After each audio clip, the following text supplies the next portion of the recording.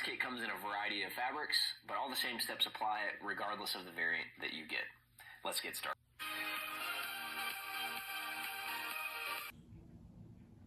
The zipper tape is on the outside of your project. Plus, it looks a lot better. We'll do the stop stitch with about 1/8 of an inch seam allowance from the edge of your fabric blank, and you're just going to want to make sure that you sew through both the fabric blank as well as the zipper tape. Going to get to sewing. The first step is going to be trimming your zipper tape and basting it to your fabric blank. We're going to start by opening up our zipper coil, laying it on top of our fabric blank, and you're going to trim it down so that you have about a 1-inch overhang on either side. After trimming your zipper, you're going to separate the coil before getting ready to place them on your fabric blank. Getting your zipper teeth onto your fabric blank is pretty straightforward. I'm going to take the coated side of my zipper coil, I'm going to lay that on the face of the fabric. Now the face of the fabric is going to be the side that's on the outside of your finished product. I'm going to take my zipper coil. For this project, we're going to make sure that the teeth of our zipper coil are pointing towards each other.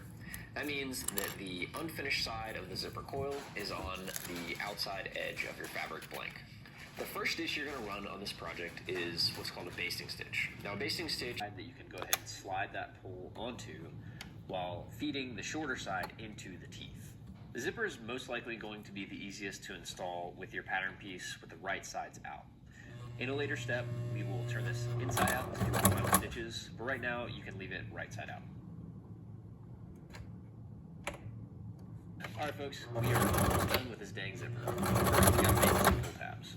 With that grosgrain that came in your kit, you're going to cut 2 1.5-inch long sections, and then you're going to burn those edges and fold them in half. We're going to take our zipper pull tabs and we're going to line up the edges of the tabs with the edge of our fabric blank. Now to make sure that you don't sew your project closed before you're ready to, we're going to sew a basting stitch just on the zipper pull tab and the zipper tape. And you're going to repeat that for the other pull tab that you made.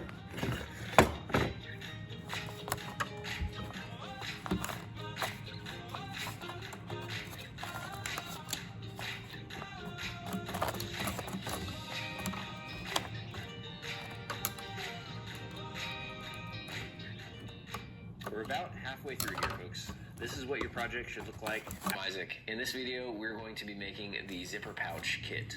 Now this kit comes in a variety of fabrics, but all the same steps apply regardless of the variant that you get. Let's get started.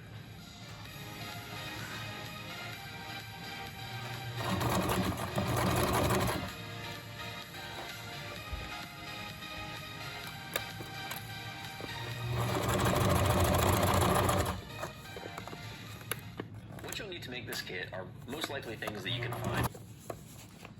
The functionality of this project is really based on this step. So if you place the fold a little too low, then if there's not enough room to put stuff in it. If you put it a little too high, then you can't get stuff out of it. So what we want to make sure that we do is leave about a 1/4 inch fold at the top of the zipper tape, and then that way you can leave room for all of your goodies. To finish these side seams, we're going to use just a basic straight stitch with about 8. The kit we're using today is using 292 DCF, but your kit will come with a fabric blank, coil, zipper, a zipper slider, grosgrain, and a zipper.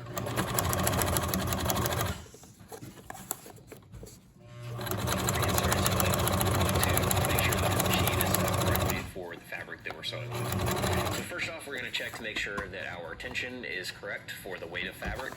We're going to make sure that our thread is threaded through the machine correctly. This is easy to mess up sometimes. That came in your kit, you're going to cut 2 1.5-inch long sections, and then you're going to burn those edges and fold them in half. We're going to take our zipper pull tabs and we're going to line up the edges of the tabs with the edge of our fabric blank.